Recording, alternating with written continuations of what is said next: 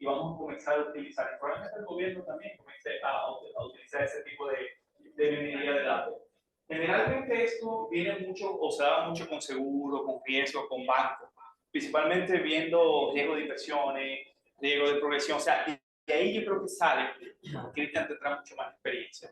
Pero bueno, Cristian Alberto Arias, pues él hizo medicina interna en el Villini, hizo nefrología en el Villini y parte en el Gautier, y en ese momento era exactamente, hizo parte con nosotros, o sea que tuvimos la suerte de esa unión del Gaullini, como nosotros le llamábamos. Y entonces de ahí para adelante él ha hecho parte de cursos, máster y ese tipo de cosas en minería de datos y ciencia de datos, que es un mundo que nosotros vemos muy ajeno, pero es un mundo que cada vez más se va a comenzar a utilizar. Entonces, sabiendo eso, Cristian nos vimos en el Congreso y me dijo, no, yo estoy en este mundo, y mira, tú eres la ventana perfecta. Y de por sí tuve la chance de ver algunos pósters que él hizo con minoría de datos y calculando riesgo y cosas de eso. Estudio bastante avanzado. Y dije, mira, este tigre debe tener un estadista atrás. No, no, eso lo hice yo con los datos. Y tengo un dashboard y tengo mil cosas. Entonces, ahorita lo estamos usando a él para que, mira, analízame esta base de datos. La intención es esa. Vamos a ver que la presentación inicie para que vean realmente la utilidad de este tipo de información que le vamos a brindar en el día de hoy. Y la intención es compartirla y que se le pueda dar utilidad y que la nefrología dominicana realmente vaya avanzando hacia lo que es tendencia a nivel mundial. Sin más, señor Cristian. Bueno, pues muchas gracias a todos por asistir en el día de hoy, un día un poco complicado desde el punto de vista climático, pero vamos a iniciar. El título de la conferencia es Una nueva era para la nefrología. Entonces, ¿cómo la inteligencia artificial y el análisis de datos transformarán el cuidado renal? Realmente estamos en la ruta, como bien dijo el doctor Campos, de que todo eso sea una realidad, pasar de la ficción a la realidad. Entonces, vamos a ver cómo en la actualidad se está utilizando la inteligencia artificial en nefrología pura y dura, cómo se realmente en la práctica se está utilizando la inteligencia artificial en el día de hoy. Entonces,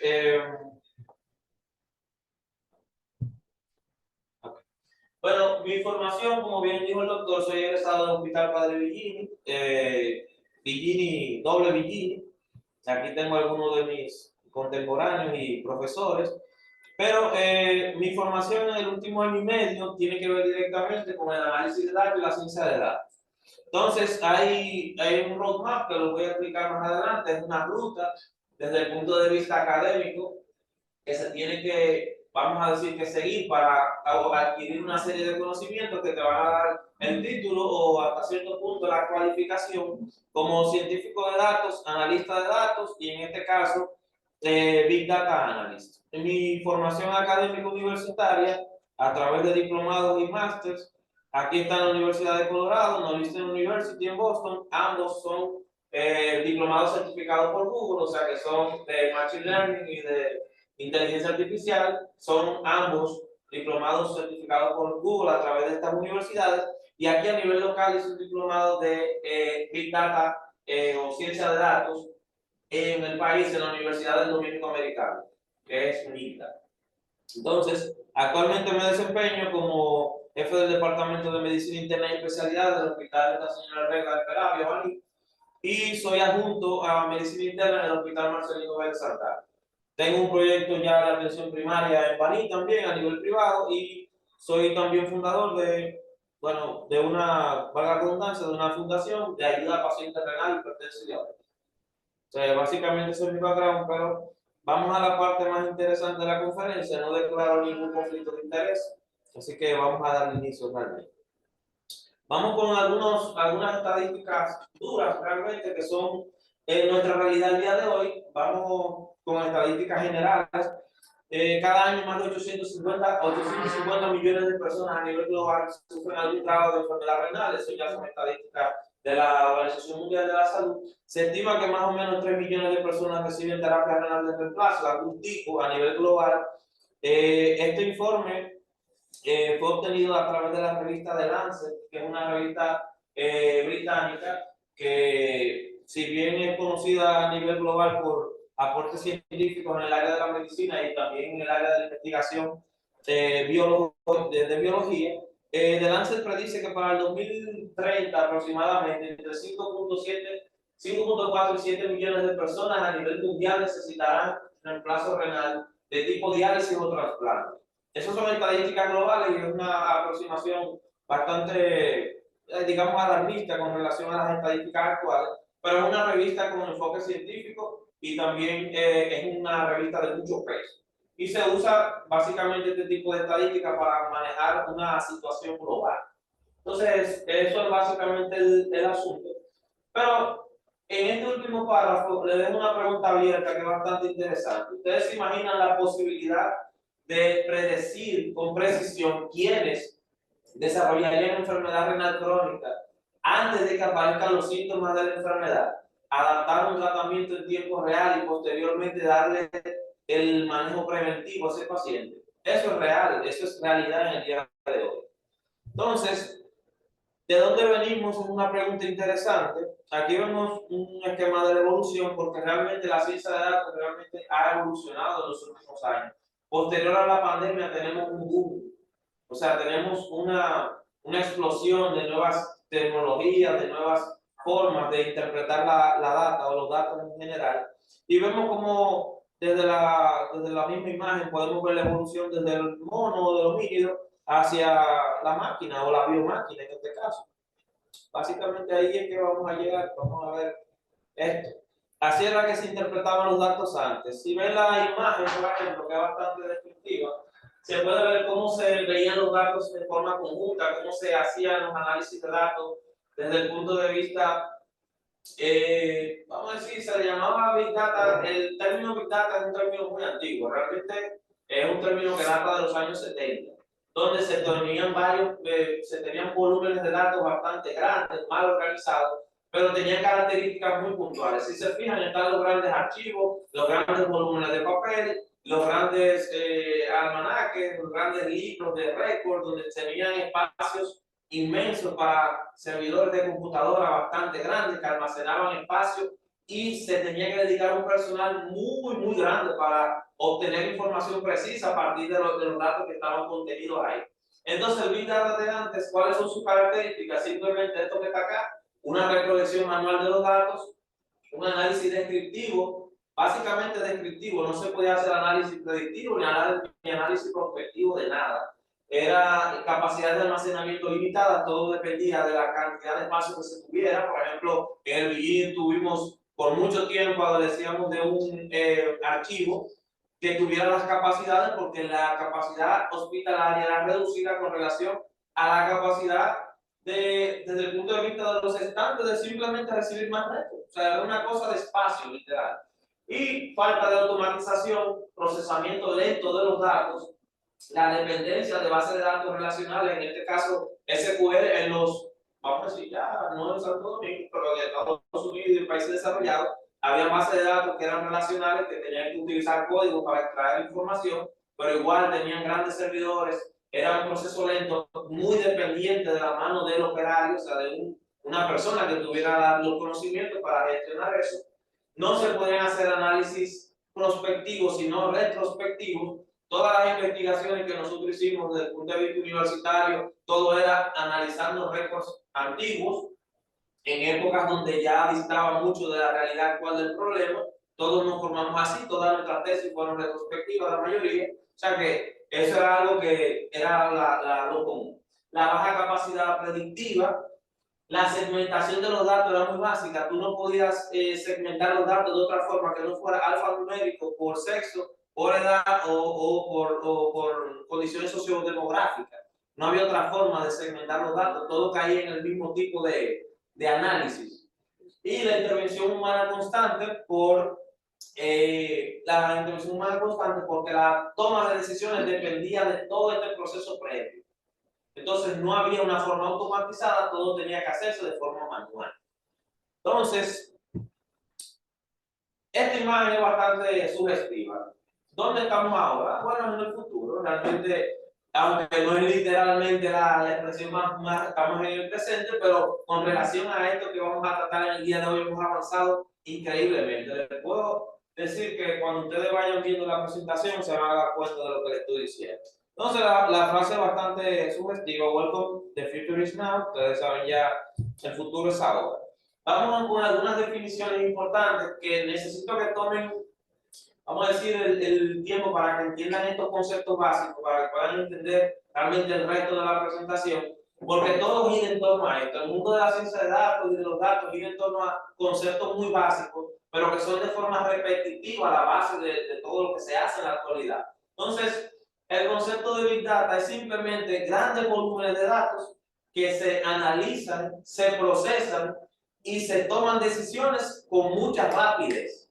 Lo que, muy contrario a lo que hablamos en la diapositiva anterior, ahora la ciencia de datos se trata de volúmenes inmensos de datos, donde esos volúmenes son de datos complejos, se analizan con tecnologías avanzadas y luego facilita la toma de decisiones en base al análisis posterior de esos datos. Entonces, para que entiendan ese proceso, nos vamos a enfocar en la siguiente gráfica. En esta gráfica de acá están las 5 B del Big Data para que la entiendan de forma bastante sencilla. Los datos se trata de una variedad inmensa de datos y por eso acá no sé si entienden bien las gráficas, pero imágenes son datos, locaciones de GPS son datos, temperatura son datos, la cantidad de personas que transitan por un lugar son datos, la cantidad de pacientes que entran en un hospital son datos, las horas que dura un paciente para recibir un ticket y para recibir la atención, todo eso es data, todo se convierte en data. Entonces los videos, los emails, las analíticas, las imágenes, todo es datos. Imagínense si ustedes tuvieran la capacidad de todo eso recolectarlo y tomar decisiones en cada una de esas ramas, ustedes sabiendo esa información. O sea, cuántas cosas no se mejorarían de forma rápida y ágil. Entonces, eso es lo que vamos a tratar en el día de hoy. La variedad de los datos es infinita, todo se puede convertir en datos. Cuando veamos la definición de datos, van a ver de qué se trata. El volumen, lógicamente, si todo es medible, el volumen aumenta exponencialmente. Entonces, no van a ser ya la clásica creatinina, urea y no sé, otra medida, otra métrica básica. O sea, hasta el color de piel del paciente sería relevante. La etnia del paciente sería relevante. La situación sociodemográfica del paciente sería relevante. ¿De dónde viene? ¿Qué otra posibilidad se puede investigar desde el punto de vista sociodemográfico? Entonces, el valor de los datos tendría mucha importancia capital en la toma de decisiones reales, en decisiones realmente puntuales con relación a la data que se obtenga. La velocidad, le garantizo cuando ustedes vean parte de lo que trae del portafolio de cosas que ya yo he hecho, la cantidad de cosas en el tiempo récord que se pueden lograr con la inteligencia artificial y con las herramientas actualmente disponibles. Y la veracidad, porque lógicamente cuando usted examina todo desde el punto de vista científico, utilizando la data, es difícilmente usted se equivoque. Y le voy a mostrar varios ejemplos para que sea palpable y sea, vamos a decir, más enriquecedor. Con relación a la inteligencia artificial, tiene una definición bastante básica, es una rama de la informática que se dedica a emular, o sea, a imitar la capacidad humana para aprender y resolver problemas. Utiliza algoritmos para procesar datos y la toma de decisiones y se aplica en áreas como salud, finanzas, automatización de procesos, etc. En salud nosotros no tenemos experiencia en lo absoluto, porque ya que estoy metido en el área, sí, ya tengo el feedback de que esto realmente no se utiliza. Sin embargo, les generará sorpresa saber que el área de seguros médicos en el país es una de las áreas donde realmente desde el punto de vista médico, que es lo único de salud, tienen analistas de datos haciendo eso que yo básicamente aprendí a hacer.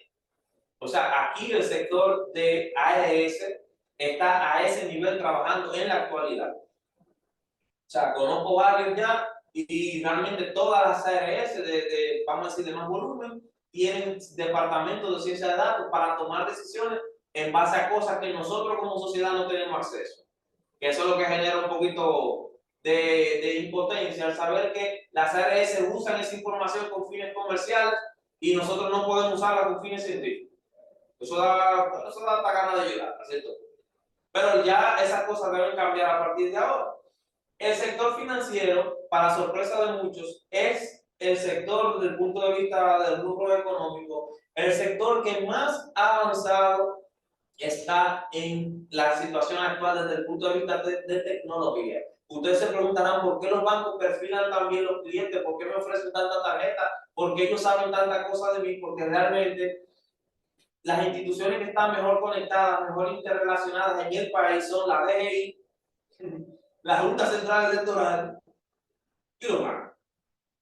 Son las tres instituciones que tienen actualmente en el país esto, la minería de datos, inteligencia artificial, aunque no desde el punto de vista logístico, lo utilizan como tal, pero usan las herramientas que les voy a mostrar.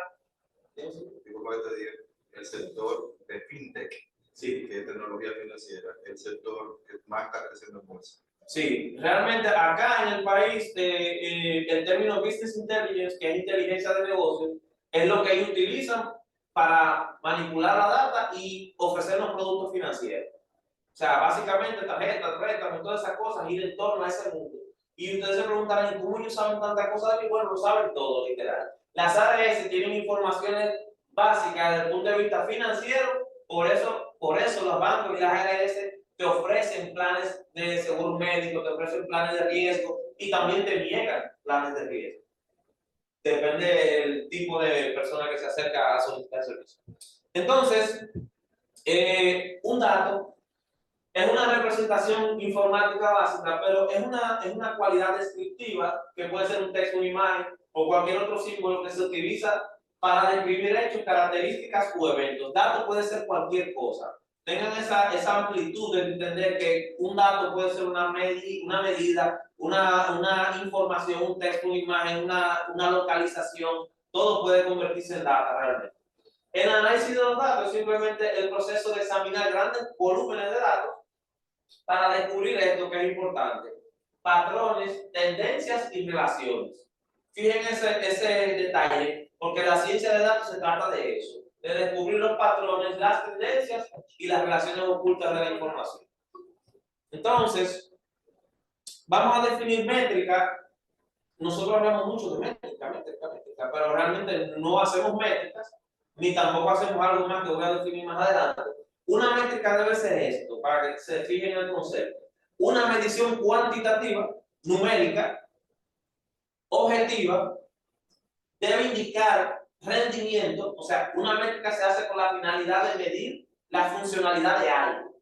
No se puede hacer una métrica por el hecho de escoger una cantidad X o un valor numérico sin ningún objetivo. La métrica tiene que tener un objetivo de mejora, monitoreo, relevancia, comparabilidad. Se tiene que comparar con otros parámetros, porque la métrica se supone que lo que debe, para ser un indicador de rendimiento, debe compararse con otra, vamos a decir, otra variable numérica cuantitativa que te permita medir el rendimiento. Y debe ser básico para la toma de decisiones. El objetivo de una métrica es tomar una decisión. Si usted hace, vamos a hacer varios ejemplos, pero cuando se diseña una métrica es con el objetivo de tomar decisiones en base a eso y debe cumplir esas características. Entonces, ¿qué es un KPI? Un KPI es un Key Performance Indicator, es un indicador de rendimiento. ¿Qué es un indicador de rendimiento a diferencia de una métrica? Pues la definición también es bastante puntual. La única diferencia entre una métrica y un KPI, por así decirlo, es que el KPI se supone que debe englobarse en el entorno de un objetivo específico. La métrica no tiene esa cualidad. La métrica se hace simplemente en base a un valor numérico con la posibilidad de usarlo en la toma de decisiones. Ahora, un KPI es una medida de desempeño y tiene que tener una función muy específica. Y vamos a poner ejemplos de KPI para que entiendan de qué se trata. Pero es una medida de desempeño, debe tener un enfoque estratégico, debe identificar las áreas críticas para poder identificar las, vamos a decir,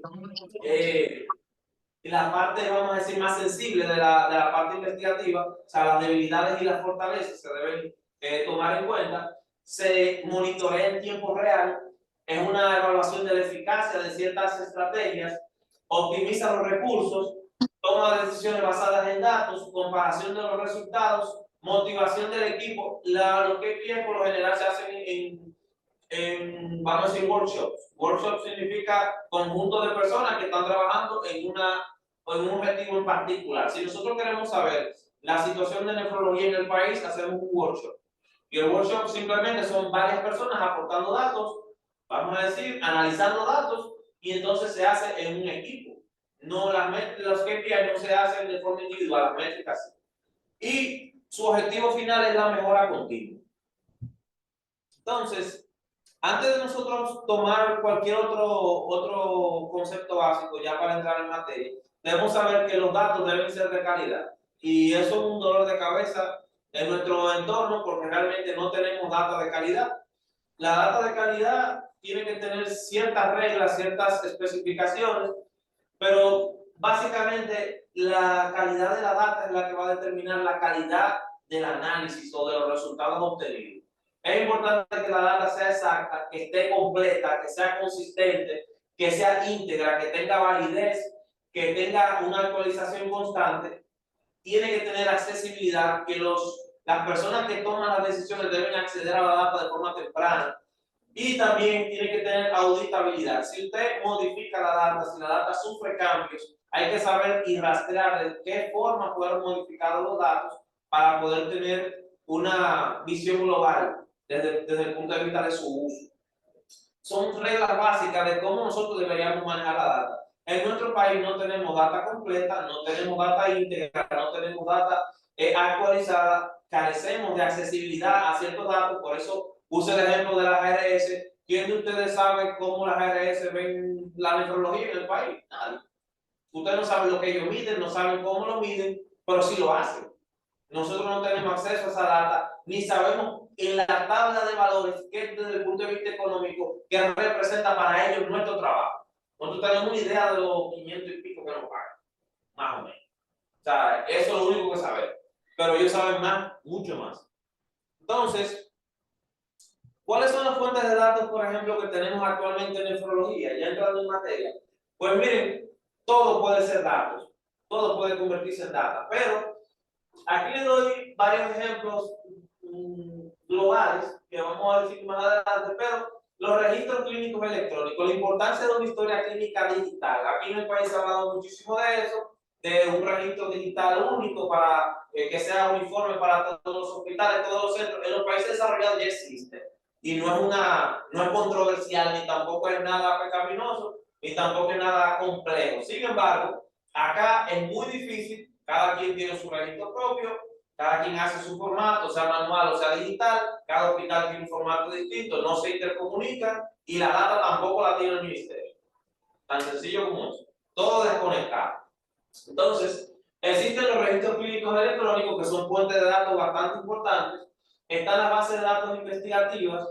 En Estados Unidos está el MIMIC 3, no sé si alguno lo ha escuchado por ahí. El MIMIC es una Medical Information Map for Intensive Care, es la única base de datos de cuidados intensivos que se tiene data desde el 2012 hasta el 2019 y que ha servido de plataforma para la mayoría de las tecnologías de inteligencia artificial que hay en el día de hoy.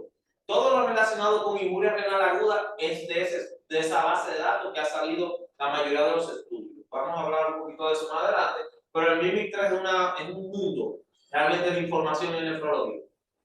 El registro de diálisis, aquí vivimos batallando con el registro de diálisis, todavía no es una realidad palpable, pero el registro de diálisis, exacto, hemos mejorado. Debemos realmente llegar a un punto donde tengamos un registro de diálisis realmente que se corresponda con nuestra automatizado, etcétera, etcétera, pero el registro de diálisis es una fuente de información valiosa en este tipo de asuntos. Los cohortes epidemiológicos hospitalarios y universitarios, ya no se fomenta la investigación en nefrología desde el punto de vista universitario, son muy raros los grupos de estudiantes que se acercan ahora a hacer tesis de nefrología.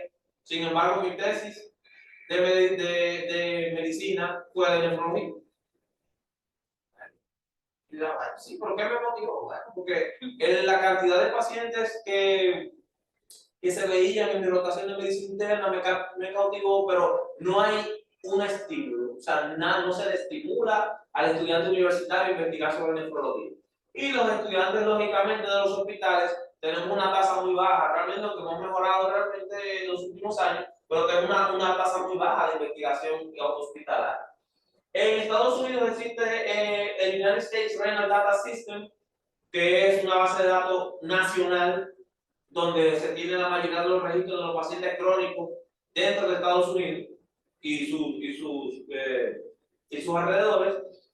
Tenemos las redes sociales y foros de pacientes como fuentes de captación de datos. Las redes sociales ahora mismo son preponderantes en el punto de vista de captación de información.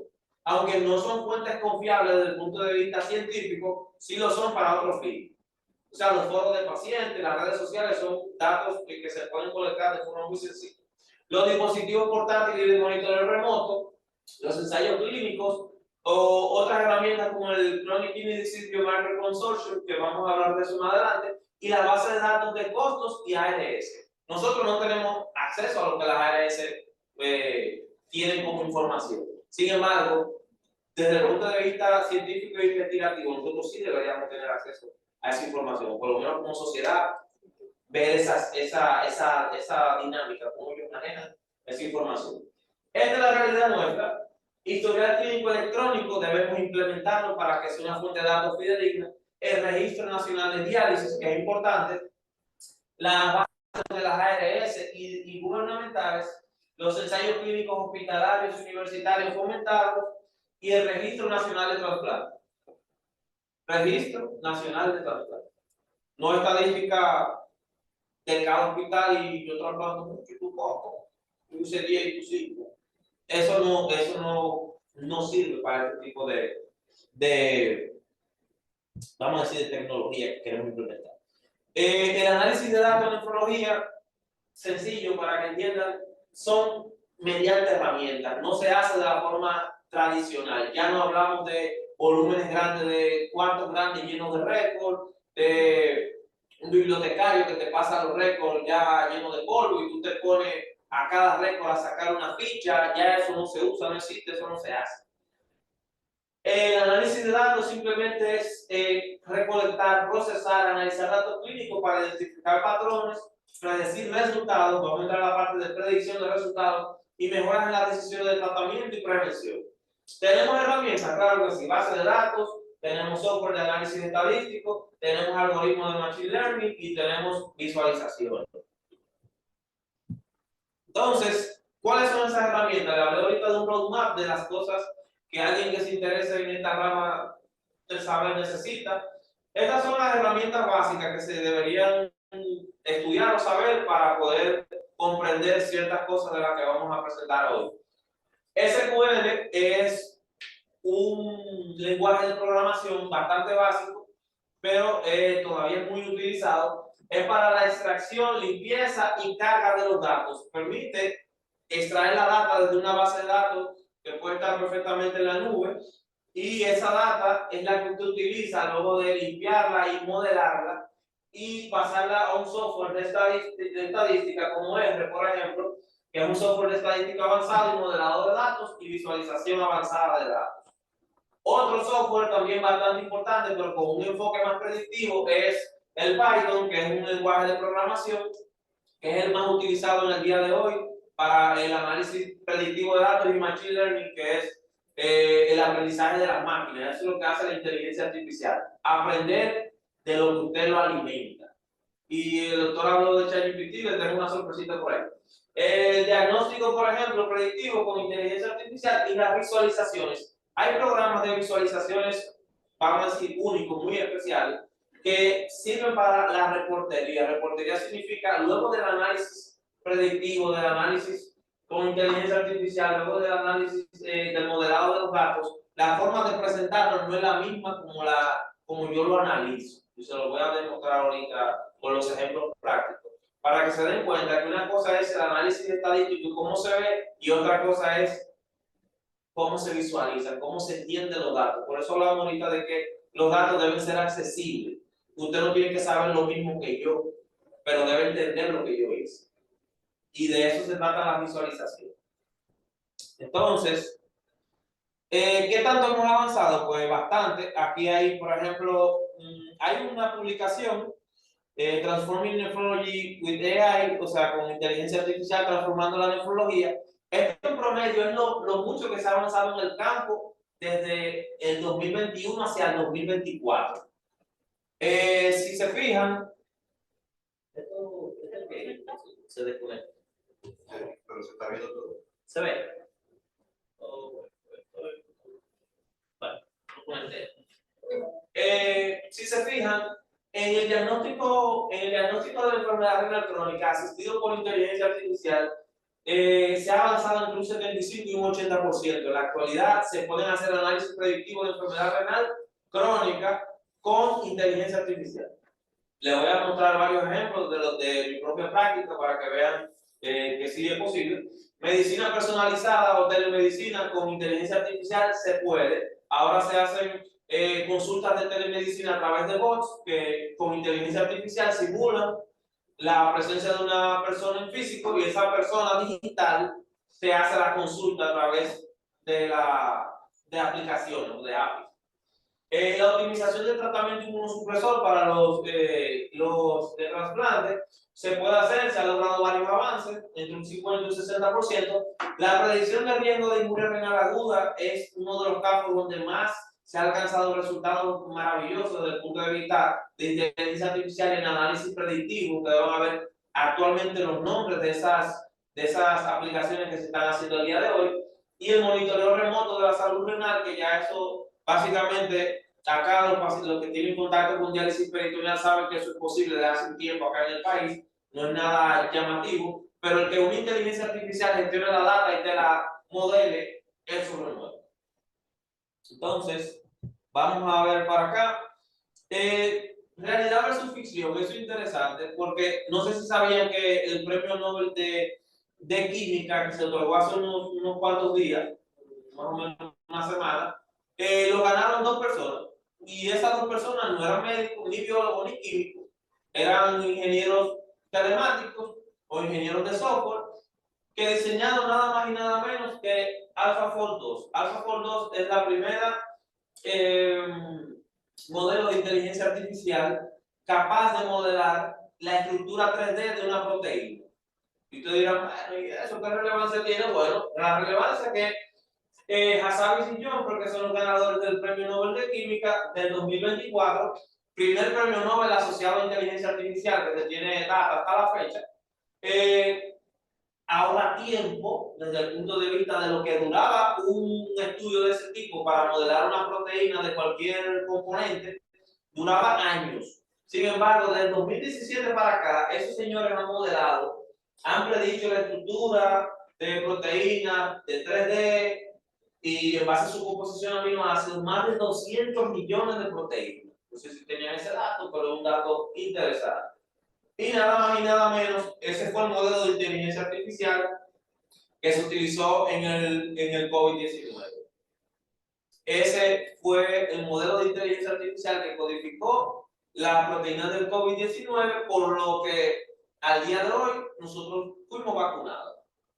Tan solo por eso se ganaron el Nobel, que me lo encuentro bastante justo. Y este modelo de inteligencia artificial fue desarrollado por Google, por su división DeepMind, que es la que se encarga de Google Health. No sé si han visto que Google tiene una cápita de salud. Entonces, en esa cápita de salud está esa división, esa compañía, que es la que, vamos a decir, fue el artífice de AlphaFold 2. Les exhorto a que investiguen un poquito más, es bastante interesante la historia. Pero saben que el COVID-19 salió de ahí. Entonces, la toma basada de decisiones en datos es importante. Fíjense la gráfica bastante descriptiva. Sin datos, un dolor de cabeza. Realmente, si usted no tiene data de los fenómenos que usted estudia, de lo que usted está enfrentando en el día a día, difícilmente usted sepa algo de lo que sucede a su alrededor. Con datos, usted puede hacer análisis predictivo, puede hacer predicciones de tendencias y puede modelar la data y tomar buenas decisiones. Entonces, acá, por ejemplo, les presento un cuadro de Punnett que es bastante sencillo y creo que le va a gustar bastante. Análisis correcto. Si usted hace un análisis correcto y tiene un resultado deseado, usted toma una buena decisión. Si usted hace un análisis correcto y tiene un resultado no deseado, usted debería aprender de ese error. Si usted hace un análisis incorrecto y tiene un resultado deseado, entonces usted tuvo suerte. Sí, literal, tuvo suerte, le fue bien. Y el análisis incorrecto con un resultado no deseado es una mala decisión. Si ustedes se fijan en ese cuadro, ustedes van a entender muchas cosas de por qué simplemente nosotros no tenemos resultados adecuados a la forma en la que nosotros trabajamos, porque no hacemos los análisis correctos o no tenemos realmente el resultado deseado. Entonces, los famosos KPI, ¿cuáles son los KPI que tenemos en nefrología? Pues son de una infinidad. Hablo de una cantidad pequeña y puse algunos ejemplos. A nadie le interesaría aquí saber, por ejemplo, la tasa de progresión de enfermedad renal de República Dominicana. No sería llamativo eso. Sería interesante saber la tasa de complicaciones y hospitalizaciones en diálisis, la tasa de amor real de la mortalidad de los pacientes en diálisis en el país. Digo yo que sería interesante. El porcentaje de pacientes con acceso vascular óptimo, que realmente fístulas que funcionen. No sé si sería un sueño o una utopía ver eso en algún momento, que todos los pacientes la tengan y que funcionen. La tasa de trasplante renal nacional, que no sea hospitalaria individual. Una tasa de pérdida de acceso vascular, incidencia de infecciones en diálisis peritoneal, que dicho sea de paso, hago un reconocimiento a la forma en la que maneja la data de los encargados de diálisis peritoneal en el país, porque se hacen con cierto tipo de criterios y básicamente con criterios científicos se tiene data de calidad, pero no es una data que engloba a los demás actores del sistema, es la data de un solo. O sea, es solamente la gente de marketing. Entonces, la supervivencia de un injerto renal en el país, ¿cuánto realmente dura un paciente trasplantado con un injerto funcional? Todas esas son cosas que, si ustedes se fijan, son Key Performance Indicators, o sea, indicadores de rendimiento. Ahí no estamos hablando de métricas, eso no son métricas. Ahí estamos hablando de objetivos específicos. Si usted quiere saber cuántos pacientes a usted se le, vamos a decir, se trasplantan en el país, es con el objetivo de mejorar, buscar mejora continua. Recuerden que la definición está la mejoría de los procesos. Entonces, de eso se trata. Los KPI se hacen con esa finalidad de mejora continua. En el diagnóstico de inteligencia artificial se tiene, por ejemplo, que recopilar la data de algún lugar. La sugerencia que dan los expertos básicamente es que se haga un expediente clínico digital, soñado, pero debe ser ideal que se obtenga la data estandarizada de un modelo de historia clínica digital donde se extrae información sociodemográfica y información local del paciente, información, vamos a decir, sensible del paciente desde el punto de vista de la data sociodemográfica, debe extraerse básicamente de una historia clínica digital. La identificación de patrones de riesgo con el modelado de inteligencia artificial y machine learning, el análisis estadístico, intervención temprana y un esquema terapéutico personalizado es el objetivo. Entonces, los modelos predictivos en nefrología son estos que están acá. Eso aplica a todas las ramas de saber, ¿verdad? Pero vamos a ver en qué se está usando eso realmente al día de hoy. Por ejemplo, regresión logística, Random Forest. El ejemplo que les traje de Random Forest, que lo apliqué básicamente para el reconocimiento de la enfermedad renal en el país. Lo vamos a ver. Redes neuronales, Support Vector Machine y el Key Neighbors. Entonces, fíjense acá cuáles son las aplicaciones actuales de la inteligencia artificial en nefrología. Tenemos varias, pero aquí les traje algunas de las más novedosas y de las más importantes. Edit Licker es la primera plataforma de inteligencia artificial estadounidense que facilita el manejo remoto y monitoreo continuo de los pacientes con enfermedad renal crónica, mejorando el tratamiento, la calidad de vida de los pacientes, pero con intervenciones virtuales. Es una plataforma donde básicamente en Estados Unidos se tiene una noción de quiénes son renales crónicos y se le hacen intervenciones virtuales a través de la plataforma.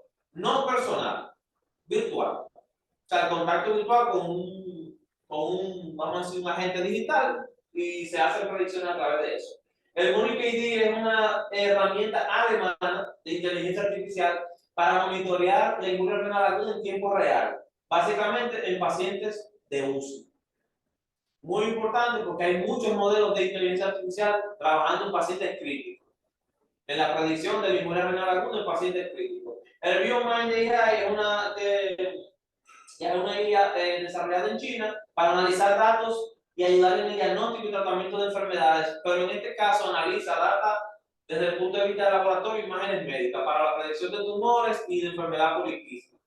Es una de las IA que actualmente se utiliza o es la única realmente de las que pude investigar, que actualmente que utiliza imágenes médicas para hacer diagnóstico predictivo, o sea, de enfermedad poliquística y de tumores. El DeepMind de Google, que es de Google Health, tiene el algoritmo más potente actualmente que se usa en Estados Unidos para predecir la inmune renal aguda hasta 48 horas antes de su aparición en pacientes críticos y facilitando las intervenciones tempranas ya en hospitales randomizados. Cuando ustedes acceden a la página de DeepMind, vamos a decir hasta cierto punto el Google Health, aparece el eKidneyCare y el DeepMind en Google como parte de una misma estrategia, no sé si me entienden, es una misma división, pero son programas distintos, porque el eKidneyCare se encarga del monitoreo del paciente renal crónico en su casa, o sea, ambulatorio. Y esto básicamente es una herramienta de guía para pacientes críticos en cuidados intensivos. El MIMIC 3, que lo mencioné anteriormente, la base de datos más grande de cuidados intensivos que se ha creado hasta la fecha y tiene información de pacientes críticos de más de 7 años de evolución, por así decirlo. Y tenemos acá United States Renal Data System, que es la base de datos nacional más grande de pacientes crónicos que se tiene en Occidente, hasta la fecha de la más grande. El CKD Biomarker Consortium es la red de biomarcadores para mejorar el pronóstico y diagnóstico de enfermedad renal crónica que se tiene hasta la fecha en Estados Unidos. Y este me llamó mucho la atención, se llama Renalytics AI, que es un proyecto británico que utiliza inteligencia artificial para evaluar el riesgo de progresión de enfermedad renal. Este es un modelo relativamente nuevo y fue lanzado en marzo de este año. Entonces, el futuro del trasplante con inteligencia artificial, ¿qué posibilidades tenemos de mejorar en el área de trasplante? Pues la mejora de la distribución de donantes y receptores óptimos, el manejo postoperatorio, la predicción de rechazo y anticipar riesgo de complicaciones, la cirugía robótica, que en este país no se realiza, pero en otros lados ya hay incursiones con relación a la cirugía de próstata, que es una ya de las más comunes, y tenemos la medicación ajustada a la optimización del tratamiento inmunosupresor. En el artículo de The Lancet de marzo de 2023, hicieron una especie de aproximación de qué tanto pudieran mejorar las métricas o la situación del trasplante a nivel global desde el punto de vista de la inteligencia artificial como actor directo del mejoramiento de la situación del trasplante a nivel global. Y ellos predicen que para el 2030 se reducirían los rechazos de trasplante, tomando en cuenta todo lo anteriormente descrito, en un 25% según los modelos de Machine Learning que se tienen ahora, o sea, de inteligencia artificial que se utilizan en la actualidad. Eso es un asunto que ya está por verse. Hay desafíos técnicos de la inteligencia artificial en nefrología, lógicamente hay muchas cosas que debemos tomar en cuenta, pero breve, la calidad de los datos. Seguimos cayendo en el mismo tipo de situaciones, la calidad de los datos, porque la data de mala calidad induce a malas decisiones, como pudieron ver en el cuadro del PUNET. La cantidad de los datos, seguimos teniendo data escasa de lugares realmente donde no se toman todos los parámetros para tener datos que tengan cantidad y calidad. Tenemos que trabajar la privacidad de los datos, porque obviamente se tiene que, vamos a decir, preservar cierta rigurosidad con relación a la data sensible y data personales de los pacientes. La interpretabilidad, porque no todo el mundo sabe inteligencia artificial, no todo el mundo tiene acceso a ese tipo de conocimiento y los datos deben ser compartidos de forma clara y precisa. La confianza clínica, hay mucha resistencia, muchos escépticos, pero yo le pongo el ejemplo que vi en un video por ahí, de que no sé si recuerdan algunos, en el momento en que todos disfrutábamos de un BlackBerry y nos pasaron a iPhone. Si alguno se acuerda, pues me lo explico. Porque en el fondo la tecnología es avasallante, es arrolladora y simplemente hace cambios bruscos sin la necesidad de tu consentimiento. O sea, eso va a llegar, te guste o no, y está en el ambiente, te guste o no. Lo que tú tienes que hacer es adaptarte a los nuevos tiempos y entender la nueva metodología. Entonces, hay gente todavía que tiene resistencia a entender que la data, la ciencia de datos y este mundo desde el punto de vista práctico es muy útil para la mejora continua. Entonces, la confianza clínica es algo que es un desafío técnico, la inversión, no tenemos infraestructura suficiente, no hay desde el punto de vista logístico las capacidades, pero esas son cosas que desde el punto de vista económico, el sector financiero acá en el país la tiene, el sector ARS la tiene, el sector impuestos la tiene. El sector salud es uno de los que menos invierte en este tipo de tecnologías, pero en algún momento será una realidad. La integración de los sectores, la confianza en los datos, la ética, falta de especialistas, de gente que sea del área de la salud, que le interese este tipo de cosas, de iniciativas, porque si les soy honesto, que tenga entendido, pocos médicos realmente manejamos este tipo de cosas, vamos a decir, con cierta destreza, y hay una escasez de talento, en el sentido de que no se están formando especialistas en este tipo de tecnología que debe ser una realidad en un futuro. Entonces, hay desafíos éticos, claro que sí. Los desafíos éticos son la falta de transparencia, porque cada institución realiza investigaciones de forma autónoma y de forma aislada, separada del sistema.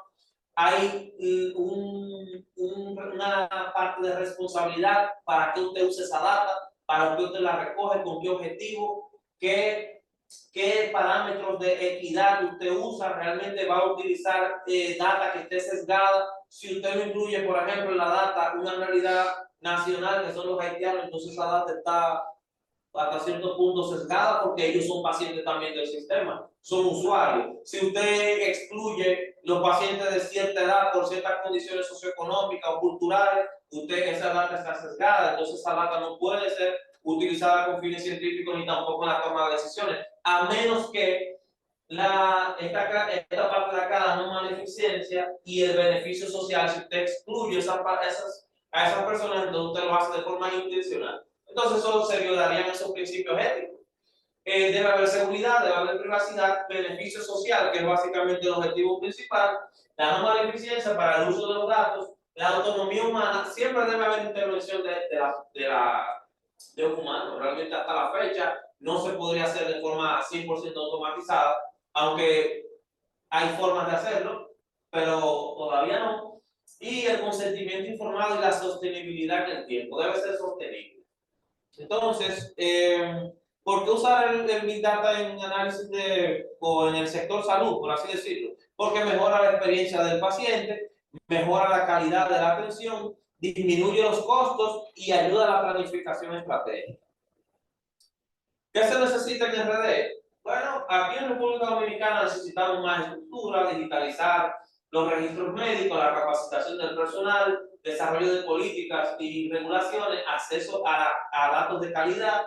Necesitamos adopción de sistemas de inteligencia artificial para tratamiento de los datos, colaboración del sector público y privado, porque esto no se logra con recursos propios, inversión en investigación y desarrollo, que es básicamente lo que debemos fomentar, la interoperabilidad del sistema, o sea que que el Ministerio de Salud Pública, que los diferentes actores del sistema se involucren en que eso sea una mejora real en este caso de la nefrología, y optimizar la accesibilidad tecnológica. Esta frase no es del maestro Domingo Martínez, pero desde viendo la conferencia, pero sí es interesante. Stuart Russell es uno de los principales autores de Machine Learning en el área de la salud, por ejemplo, autor de múltiples libros con relación a la parte, no es médico tampoco, pero sin embargo ha participado en múltiples proyectos relacionados algunos con nefrología, y dice: la verdadera revolución en salud no es solo tecnológica, sino en cómo usamos la inteligencia artificial para cuidar mejor de cada vida con empatía y precisión. Ahora, esto que está acá es la diapositiva final para que veamos los ejemplos para concluir la presentación. Quiero mostrarles de qué se trata y, en buen dominicano, con qué se come eso.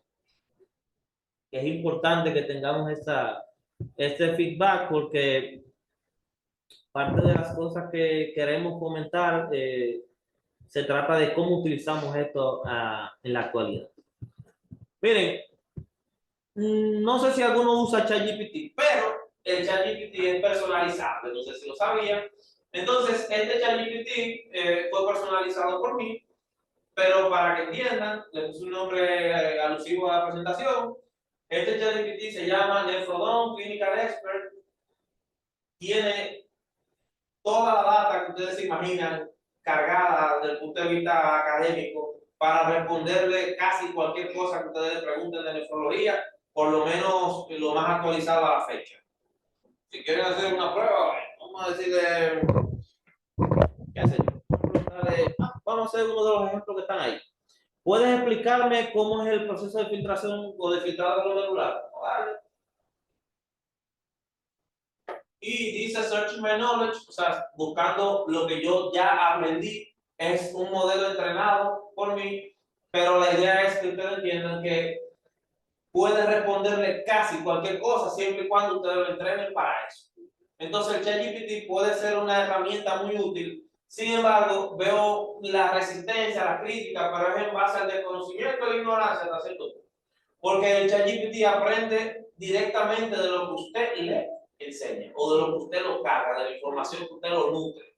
Entonces, este ChatGPT es de mi uso personal, le cambié el nombre para que sea, vamos a decir más agradable a ustedes, pero se llama Nefrodon, le puse la cosa de riñón, etcétera, etcétera, pero lo personalizamos hasta el punto de que me responda data básicamente en inglés, que me gusta realmente leer las actualizaciones, pero me responda data de lo que yo le pida, literal, en base a lo que yo lo alimenté. Por eso dice, searching my knowledge, buscando mi conocimiento. De lo que tú me alimentaste, yo te respondo.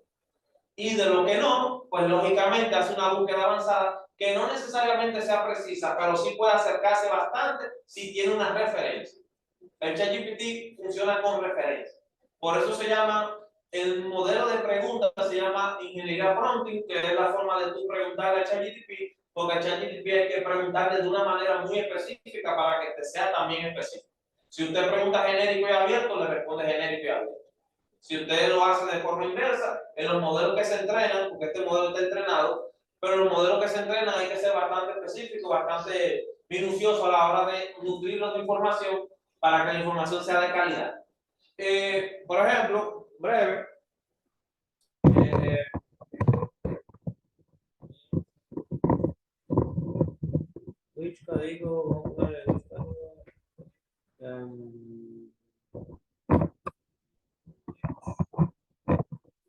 vamos a preguntarle de cuál código usa. Está 2024. O sea, la data está entrenada por lo último. Ahora, usted quiere que tenga información un poco más variada, pues entonces usted lo entrena con la información que usted necesita. Trasplante, UCI, pediatría. Pero el modelo es genérico y abierto. Usted puede entrenarlo con lo que sea. Entonces ya les mostré de qué se trata el ChatGPT. Esto que está acá es la iniciativa de la que les voy a mostrar los siguientes ejemplos para ser más preciso.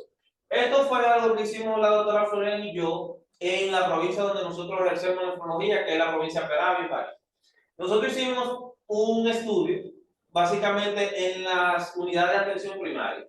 Yo soy jefe de un departamento en el Hospital Municipal de Baní y como no hay nefrología, yo soy jefe del Departamento de Medicina Interna y Especialidad.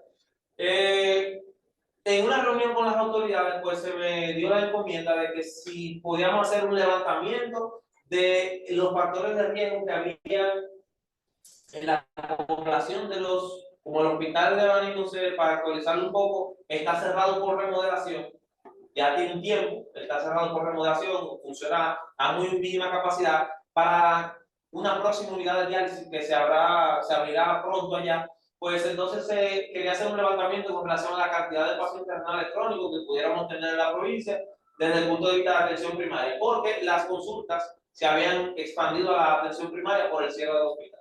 Entonces se extrajo la data utilizando tan sencillo como un formulario. Eso es un formulario, una hoja de Excel, y eso se convirtió al final, con los criterios ya anteriormente especificados, eso se convirtió al final en esto que les voy a mostrar.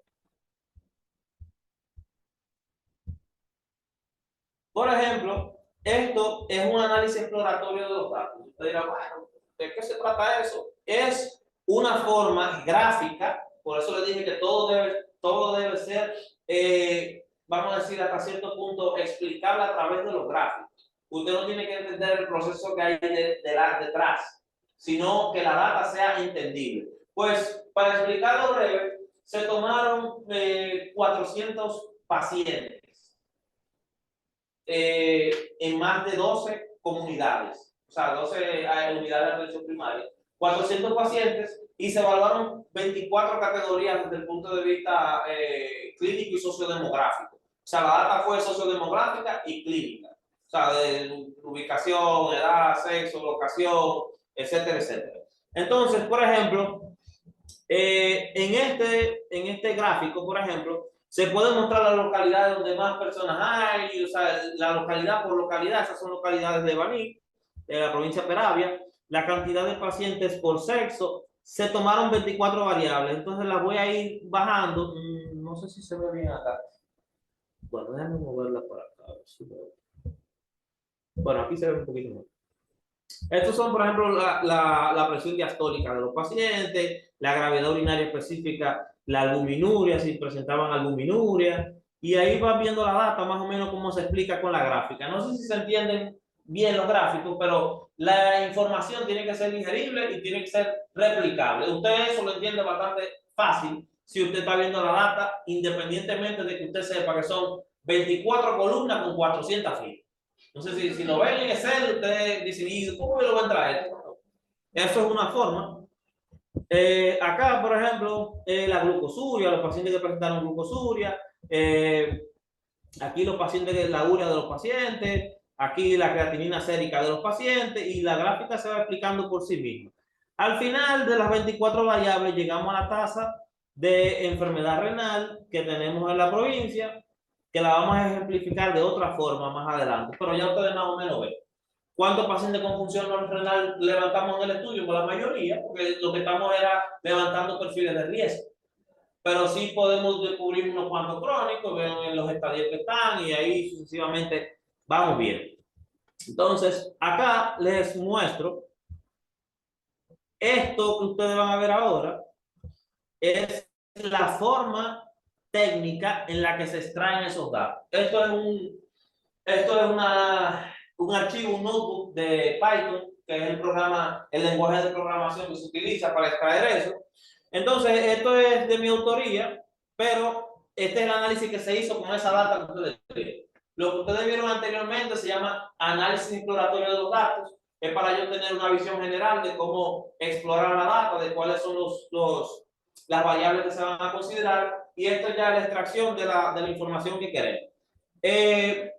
Por ejemplo, el notebook, vayan viendo cuando vayan deslizando, ahí se van viendo las librerías que se usaron, van viendo, por ejemplo, la extracción de los datos, ahí ven usted parte de la tabla que se utilizó, ven cómo se ve de la fila 1 a la 5 y de la 395 a la 400. Las 24 columnas que se utilizaron, y más adelante vamos viendo el análisis exploratorio de cada una de esas columnas con la data.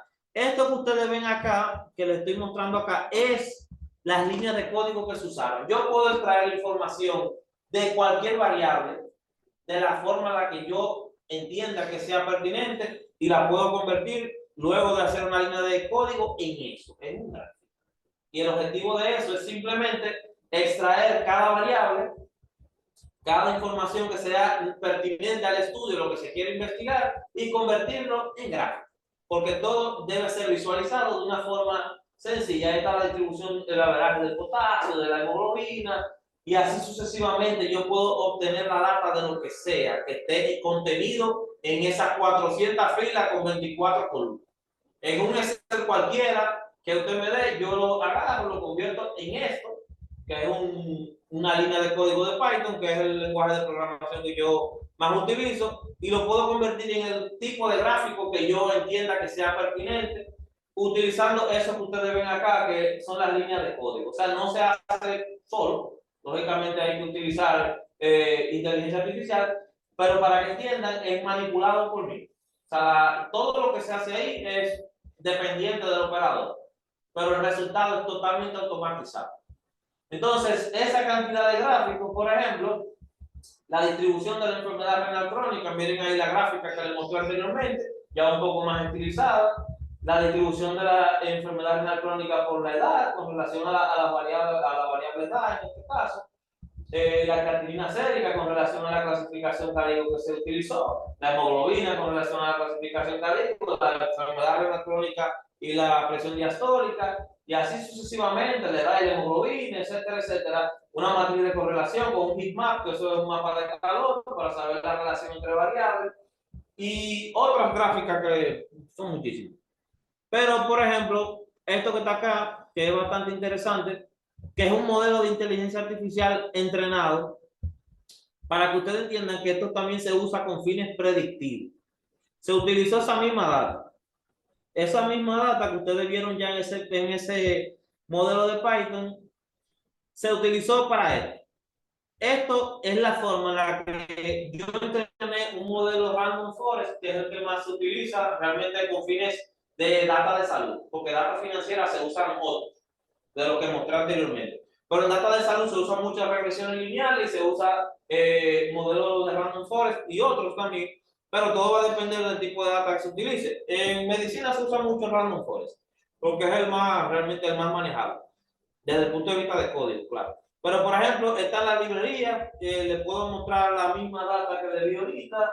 Por ejemplo, fíjense en algo. Si ustedes quisieran, por ejemplo, obtener esta información, que es bastante tediosa de obtener, miren la cantidad de registros, la media estándar, el mínimo, el 25%, el primer cuartil, el segundo cuartil, el tercer cuartil, el máximo. O sea, todas esas cosas se obtienen con una sola línea de código. Se obtienen cuáles son los primeros 10 registros, los últimos 10 registros, se obtiene la columna, todo lo que tenga relacionado con la data, con la información básica se puede obtener. Entonces, esto que está acá es el primer entrenamiento o la primera data para que el modelo se entrene. Entonces, aquí les puedo mostrar los resultados finales. Fíjense, estos son los resultados finales. Esto de precision, eso se llama precisión o exactitud. Esto se llama sensibilidad, esto se llama variabilidad y lo otro se llama margen de error. Entonces, el 1 representa el 100%. ¿Qué significa eso? Bueno, aquí ustedes ven, por ejemplo, las métricas. Significa, aquí ven que todo está al 100%, no sé si están fijándose aquí. Y van a ver vamos a decir, la guía para que ustedes entiendan de qué se trata eso de cantidad.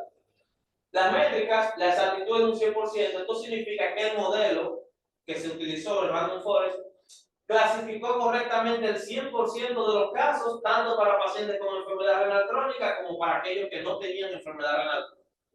La precisión fue de un 100%, la sensibilidad fue de un 100% y la variabilidad fue de un 100%. Lo que significa que el modelo entendió y diferenció qué es lo que es un paciente renal crónico de un paciente sano. La data que se introdujo, el modelo, vamos a decir, tuvo la capacidad predictiva de saber diferenciar cuáles son los crónicos de los sanos. Entonces tomó una muestra representativa de 45 pacientes y de 35. Entonces aquí está, no hubo errores ni falsos positivos en personas sin enfermedad renal crónica mal clasificados como enfermedad renal crónica, ni falsos negativos, personas que eran crónicas clasificados de forma diferente. Entonces el informe de la clasificación tanto de pacientes con enfermedad renal y sin enfermedad renal, aquí dice, por ejemplo, en la explicación final, que todos los pacientes que no tenían enfermedad renal crónica fueron correctamente identificados y todos los pacientes que sí tenían enfermedad renal crónica fueron correctamente identificados. Entonces, hasta acá, eso es un modelo que ya está entrenado, lo que significa que el algoritmo entendió la diferencia de lo que se quiere obtener. Pero eso yo lo puedo hacer con cualquier variable. Si yo quiero saber cuáles son los viejos, puedo saber cuáles son los viejos, cuáles son los negros, cuáles son los altos, cuáles son los bajitos, quién tiene creatinina alta, quién tiene creatinina baja. Yo puedo saber cualquier cosa utilizando el modelo si yo lo entreno para eso. En este caso era para que diferenciara cuál era un paciente renal crónico de uno no renal crónico, porque vieron que en la data que les mostré había muchos pacientes con función renal normal. Entonces la intención mía era mostrarles que el modelo tiene capacidad predictiva y sabe diferenciar los pacientes crónicos de los que tienen algún grado de enfermedad renal crónica. Entonces, lo interesante de esto al final es que, ¿cómo usted sabe si el modelo funciona? Pues entonces usted introduce una segunda base de datos o introduce datos nuevos y esos datos nuevos el modelo va a tener la capacidad predictiva de lo que ya usted le entrenó. O sea, ya el modelo sabe diferenciar entre un crónico y un paciente con algún grado de enfermedad renal crónica. Entonces, el modelo predijo, vamos a los resultados por cuestiones de tiempo, pero por ejemplo, el modelo acá predijo los resultados finales según el estadiaje y los niveles de creatinina. Si ustedes se fijan ahora, la variable que yo agregué en la segunda etapa era simplemente los valores de creatinina para la estadificación de la enfermedad renal crónica. Y si se fijan, la precisión bajó a un 0.7, o sea, a un 70%, la especificidad y la sensibilidad bajaron porque no todos los pacientes tenían los mismos grados de enfermedad renal crónica y aquí no se estaban haciendo una diferenciación solamente de las variables de si era renal crónico o no, sino tomando la creatinina como valor de referencia. Entonces, ya por último, que sé que están cansados, esto es medio apasionante, pero esto que les voy a enseñar, por lo menos para mí, esto que les voy a enseñar es lo último. Esto, señores, es lo que se llama data interactiva. A muchos no les sonará muy común el término, pero por ejemplo, para que entiendan, la base de datos que les mencioné, que les estoy mostrando toda la data de eso, esto es lo que se llama, estos son los famosos dashboards. Dashboard o hasta cierto punto tablas interactivas. Vean eso. Ahí está la información de la que estamos hablando, de la que hemos hablado la noche. Sin embargo, observen lo siguiente. Aquí están, por ejemplo, la enfermedad renal crónica y su clasificación. Aquí están las variables que les mencioné, de la edad, la cantidad, la localidad, el averaje de edad, la media de la presión diastólica, la glucosa, el potasio, etcétera, etcétera. Observen ahora esta parte que es bastante interesante. Por ejemplo, si usted quiere saber cuántos pacientes femeninos tienen función renal normal, miren cómo se modifica la data. Observen esa parte. Si les interesa saber cuáles están en estadio 5, miren cómo se modifica la data. Si les interesa saber cuáles tienen el estadio 1 y 2, miren cómo se modifica la data. Todos los valores que ustedes ven, todos se están modificando en tiempo real con relación a la data que ya está recopilada en el módulo. ¿Estamos claros? Entonces, todo eso que ustedes ven, si les interesa saber cuáles son masculinos, bueno, aquí, por ejemplo, normales o una tasa de afectados normales hay 108 pacientes. Si les interesaba el dato de cuáles eran varón, qué creatinina manejan, qué función, cuánta hemoglobina, cuánto nivel de potasio, qué glucosa tienen, toda esa data se modifica con un clic. Entonces, vamos a mostrarles otra parte del modelo que considero que es relevante. Fíjense en esta parte. En medicina es interesante o es importante saber los datos con relación a la ubicación. Porque aquí tenemos dolencias de tener data, pero no ser muy específico en ella. Entonces, vamos a ver si ustedes, si se puede.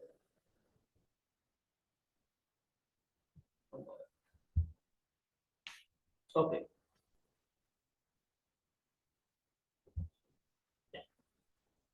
Vamos, está trabajando. Vamos a ver si lo hacemos.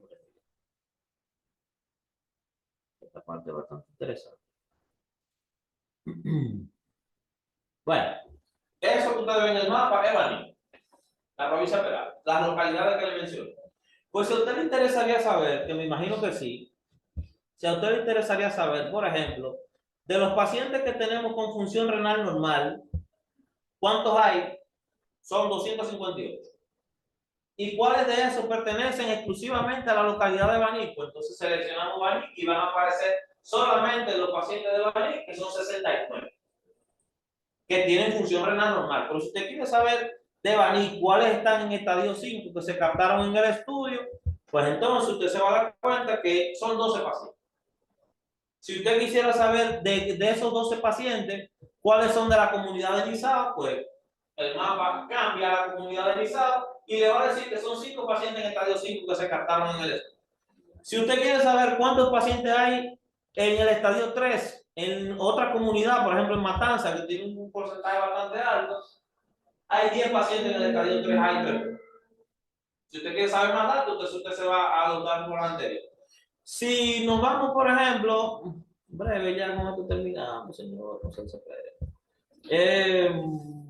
Otras métricas que sería interesante. Vamos a ver, por ejemplo, acá. Esto es, por ejemplo, enfermedad renal coronaria, enfermedad coronaria, averaje de presión arterial diastólica y su clasificación por enfermedad renal y sexo. Eso se llama gráfico compuesto. Cuando hay varias variables, diferentes variables, perdón, y usted ve solamente una sola gráfica. Ahora, la gráfica se explica por sí misma. ¿Cómo? El color identifica el sexo. La línea de tendencia identifica el valor de la presión arterial diastólica que se está investigando y las métricas que están a cada lado identifican lo que se está buscando. Si ustedes se fijan, cada punto de esto es interactivo. Si usted quiere saber cuál es cada 5, cuántas mujeres y hombres hay, son 18. Fíjense, son 18. Miren cómo cambia la gráfica y el averaje de presión diastólica que maneja en 84.4. No sé si se ve. Entonces, todo eso es interactivo, todo eso cambia. Y por último, les voy a mostrar entonces el dashboard final, que es donde está la información final del modelo. Entonces, aquí están los gráficos de tendencia, que son básicamente esto de acá, relacionados con la enfermedad renal crónica, la diabetes, las variables de sexo, edad, diabetes mellitus y la clasificación de enfermedad renal crónica. Interesante que, vuelvo y les repito, todo es interactivo. Si yo le doy a la columna de femeninos, la data cambia solamente con los pacientes femeninos. Si selecciono masculino, toda la data que se cambia en el dashboard es sobre los pacientes masculinos. Entonces, cuánto le quería mostrar en el día de hoy, espero que les haya parecido interesante y que nos movamos hacia eso, que eso es el futuro.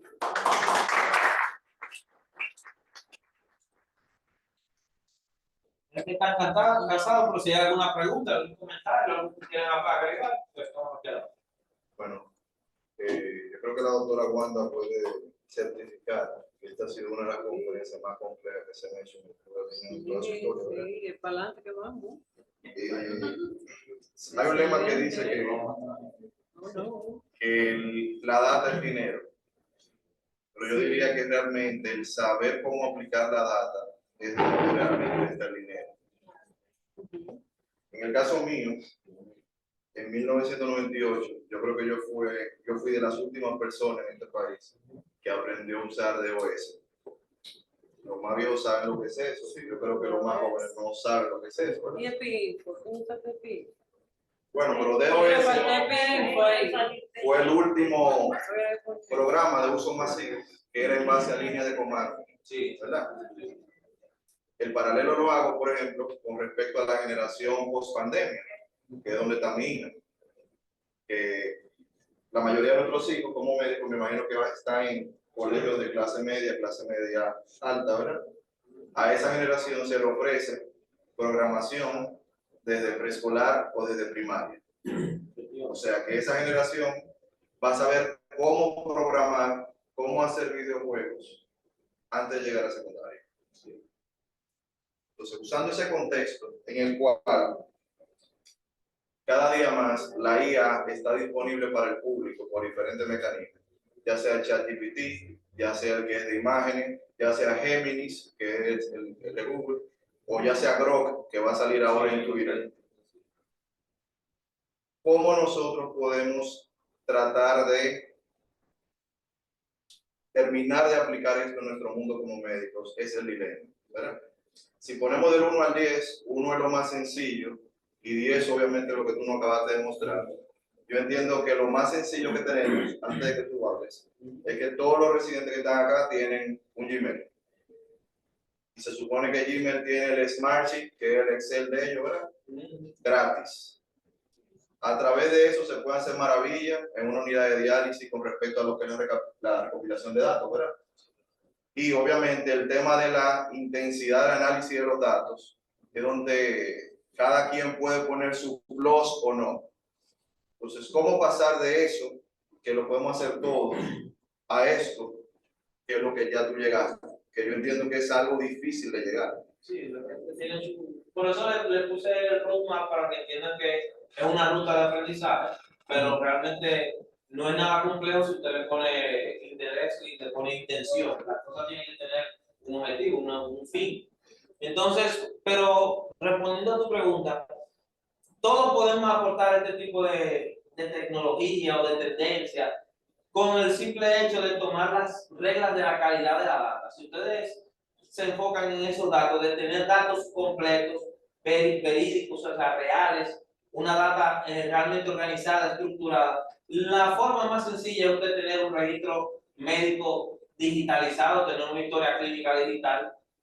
Si se pudiera estandarizar eso, lógicamente como sistema creceríamos muchísimo más, pero la práctica privada es tener sus pacientes anotados, vamos a decir, estudiados desde el punto de vista sociodemográfico. En mi práctica privada, la parte sociodemográfica no la trabajo yo, sino mi secretaria.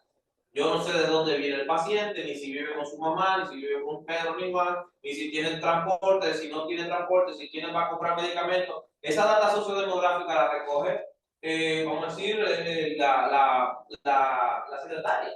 Pero la parte clínica me corresponde a mí. Entonces, utilizar la data con los fines desde el punto de vista, vamos a decir, descriptivo, predictivo, hasta cierto punto de información, me corresponde a mí el análisis de los datos. Entonces, donde todos podemos aplicar eso, es tan sencillo como esto que les mostré, que es aplicar.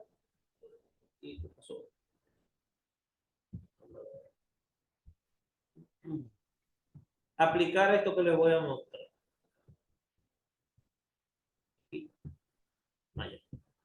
Aplicar esto. Una hoja, un formulario, aplicarle el concepto de métrica, qué usted quiere medir, cómo lo va a medir, cuáles unidades usted va a utilizar, qué formato desde el punto de vista de recolección de la data usted va a utilizar. Esto se convierte en un formulario con esas variables tan sencillas que ustedes ven ahí ejemplificadas, pero eso luego usted lo pasa a eso, que es un Excel, una tabla, una simple tabla que tiene filas y columnas. Y entonces ese es el lenguaje que las herramientas que yo les mostré utilizan para extraer la información, de la forma en la que ya los que estamos entrenados podemos, vamos a decir, hasta cierto punto darle profundidad. Pero todo inicia desde eso, desde un simple formulario, la formulación de una métrica, recogiendo data real, data verificada, data completa, data estructurada y convirtiéndolo en una tabla. Por eso lo que se hace en la sociedad, yo no lo veo tan lejos de eso. Porque mientras más personas nos formemos en este campo, podemos lograr muchas cosas. Tan sencillo como lo que demostré. Y esa data es una data personal. O sea, esa data es de una iniciativa mía. Sin embargo, eso no es una iniciativa nacional, ni tampoco es una iniciativa privada, ni es una iniciativa pública, mucho menos. Entonces, pero si les soy honesto, eso lo hacen las ARS. Las ARS tienen exactamente eso. Y ellos toman decisiones en base a la data que recogen de nosotros. Lógicamente, con fines económicos, simple y sencillamente con fines económicos. Pero el sector financiero está organizado de esa forma, las ARS funcionan de esa forma. Nosotros no sabemos cómo utilizar nuestra data y convertirla tanto en recursos como en mejoría para nuestra propia clase. ¿Por qué no se hace, por ejemplo, en el Congreso yo presenté uno de mis posts, un post? Y el póster era un modelo de inteligencia artificial, lógicamente como lo que ya les mostré, pero utilizando una molécula que aquí está un poco subestimada. Está en la guía, no la mencionan mucho, que es la pentoxifilina, que hasta cierto punto tiene su utilidad. Sí, tiene, exacto, la tiene. Pero, por ejemplo, la pentoxifilina a mí me llamó la atención porque no se le ofrecen al nefrólogo desde el punto de vista comercial, lo que a ellos les interesa promocionar, como que es una molécula subestimada. Sin embargo, nosotros le damos un uso correcto. Y en el marco de lo que a ellos les interesa que se use, que es la cirugía vascular y Exacto. cardiovascular, es un fármaco irrelevante porque tiene una potencia baja para lo que ellos quieren, que es un vasodilatador muy bajo. Pero a nosotros es un fármaco útil. Entonces a mí me llamaba la atención porque yo he tenido buenos resultados con pacientes usando pentoxicilina, lógicamente junto a la DO y otros cambios que se hacen. Pero entonces el asunto era cómo demostrarle a esta gente que eso funciona. Y el modelo que yo, como así que ejecuté, era pentoxicilina más irbesartán versus irbesartán solo. Y los datos fueron desarrolladores, lo que ya uno conoce en la práctica, pero que a ellos no les interesa. Y si usted me pregunta cuál fue la respuesta de la farmacéutica, ninguna.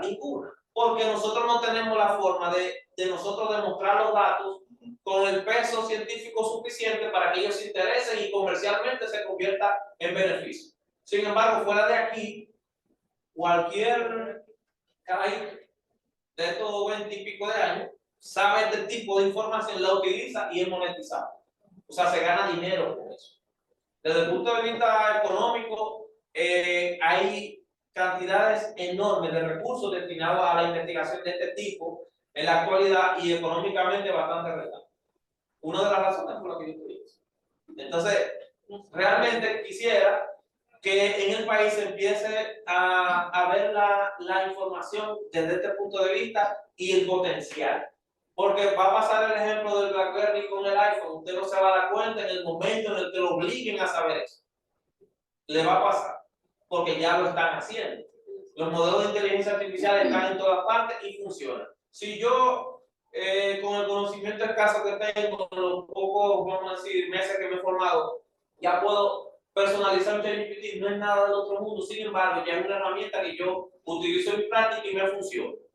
Con la agudeza y con la especificidad de lo que yo le entrené para que sepa. Y le demostré que está actualizada con las últimas guías. Entonces, y se le hacen preguntas y mientras más específico, mejor responde. Entonces, todas esas cosas es lo que le invito a que escudriñen y que es lo que hoy queremos realmente dejarle como punta de lanza para que realmente ahonden un poquito más y sea una realidad en el país que nosotros podamos tratar mejor la data y obtener beneficios como sociedad de este tipo de información. Preguntas, señores. Una pregunta yo voy a comenzar a romper el hielo. Bueno, lo primero que hay que felicitarte, porque yo creo que de todo lo que yo conozco, el único que se ha detenido a entender, a estudiar y a aplicar estas plataformas. De verdad que no sé quién más, ojalá y haya más. Sé que Florian te coge atrás. Bien. De hecho, este sistema fue el que se usó para el Registro Nacional de Diálisis, que fue en Excel. Ya tú sabes cómo se manual, entrando Sí, yo hablé con Diana y le dije, y me puse a la orden de la sociedad realmente con la doctora Carolina de la Cruz, para en algún momento realmente interactuar con la data de la sociedad. No, yo te voy a comprometer aquí delante de todo el mundo que tú vas a ser el encargado de entrelazar todas esas informaciones. Que yo creo que se puede obtener hacer información de a nivel forma nacional. infinita, realmente. Sí, claro. Pero es lo que le digo, todo radica en la simpleza de una simple tabla, un formulario. Por ejemplo, la doctora Dinamo Encanta, que ella ha utilizado formularios para obtener información y feedback. Toda esa data que ella recoge, eso no hay forma de ustedes sacar la información real de lo que se esconde detrás de eso. Simplemente se tiene un resultado. ¿Quién va para la fiesta de Santiago y quién no? Ahí hay mucha información. O sea, hay muchas cosas que se esconden detrás de esa simpleza. Y están todas ese tipo de herramientas. Todo es información. Y a veces uno o sea, en el caso mío, yo digo a veces, la herramienta más importante que uno tiene son los ojos. Sí, que tú tienes una visión y todos sacamos información de esa visión. Tú tienes una diferente, cada quien tiene la suya diferente, pero siempre es información. De eso, por ejemplo, el índice de sesgos, que va a depender de qué tan real sea la data que tú le introduzcas a la plataforma, que debe ser sumamente honesta, ¿verdad? Rigurosa. para eso mismo, para certificar y que no haya ese índice de error. Que la nutrición de la data depende de cada uno, ¿verdad? El chat GPT no se nutre solo. No, de hecho, si es tú lo una quieres inteligencia generativa, lo que significa que ella tiene su propia fuente de alimentación. Sin embargo, la forma en la que tú le preguntas, que es el prompt, que es la forma en la que tú te comunicas con el lenguaje, no necesariamente interprete la secuencia de datos que tú le preguntas. Por eso es preferible tú entrenar un modelo con la data que tú entiendas que te puede hacer de utilidad y hacerle preguntas de lo que ella ya está entrenada. Sí, claro. Porque la complejidad de la data que ella te responda va a depender de lo que se le da en mente. Sí, claro. Si no, te responde de forma genérica. Preguntas abiertas, respuestas abiertas. Sí. Que en cuanto a los costos, por ejemplo, de esta plataforma, ¿qué cuesta? O sea, de esto es el costo, principalmente. Entonces, que, por ejemplo, sí se debe hacer una inversión porque eso tiene un resultado. Sí, lógico, sí. Aquí no es que no hay. La plataforma que tienen los bancos y las ARS es esa misma. Sí, realmente sí. Y lo que quizás, y me atrevo a decir que como sociedad, por ejemplo, podemos, en dado caso, invertir, dependiendo de qué tan significativo sea la inversión que haya que hacer. Por ejemplo, nosotros estamos en una etapa muy rudimentaria realmente todavía para nosotros hablar de un sistema de esta índole. Sin embargo, el sector financiero tiene una plataforma realmente ya verificada por la superintendencia de bancos, etcétera, etcétera. Debe tratarse de fomentar una iniciativa que sea de una asociación público-privada, porque el objetivo de ustedes implementar inteligencia artificial en el área de la salud radica de cosas tan simples como un registro nacional o un historial clínico digital. En el país no existe, no está estandarizado, no está. Trató de hacer en una ocasión sí. el ticker. El ticker no funcionó por asunto de licitación, esa cosa. Yo, vamos a decir que tuve experiencia en Marcelino Vélez Santana con ese sistema. Bueno, lo que les puedo dejar dicho es que si no partimos de esa situación tan básica, que es tener un sistema único digital de registro para los pacientes, desde el punto de vista hospitalario de consulta, estamos entonces en una fase muy rudimentaria del proceso. Porque todo lo demás se radica en la necesidad de tener grandes servidores con, vamos a decir, acceso a bases de datos en la nube, para entonces almacenar todos esos números, esa cantidad excesiva de datos que se producen. Si les soy honesto, si usted se sienta, como bien usted dice, de forma observacional, a sentarse en la sala de espera de un hospital, ¿cuántas cosas usted no pudiera identificar como información? O sea, le exhorto que un día se detenga solamente a mirar y a anotar cosas que son medibles. ¿Cuántos pacientes vienen solos? ¿Cuántos pacientes tienen la fístula con dificultad en la diálisis? ¿Cuántos pacientes usted ve que se virtualizan? ¿Cuántas enfermeras usted tiene disponibles? ¿Cuántas le meten licencia? ¿Cuántos pacientes están en calidad, vamos a decir, han progresado en empeoramiento? ¿Cuánto han mejorado? ¿Cuánto usted puede sacar de la diálisis? Todo es medible. Todo es medible. Y si usted grafica, si usted colecta, si usted analiza todos esos datos, usted va a tomar decisiones en cada uno de esos aspectos. Claro. En todo lo que usted mira, va a poder tomar decisiones centradas en los datos que usted analizó o colectó o hasta cierto punto tomó decisiones. Entonces, por eso le dije, todo es medible. Lo que no se mide no se puede mejorar. Todo se mide. Y hay que aprender hasta cierto punto a diseñar las métricas, porque todo tiene que tener un objetivo. O sea, las métricas son la forma en la que usted mide los fenómenos que usted observa. O sea, si usted quiere analizar un KPI, por ejemplo, que es un indicador de rendimiento, usted tiene que tener métricas. Tenemos que saber cuáles son los valores estándar de creatinina que nosotros manejamos en, por ejemplo, unidades mundiales. ¿Cuánta gente porque usted recibe analíticas recientes constantemente? Pero esas analíticas no se registran en una base de datos, en un Excel, tan sencillo como un Excel.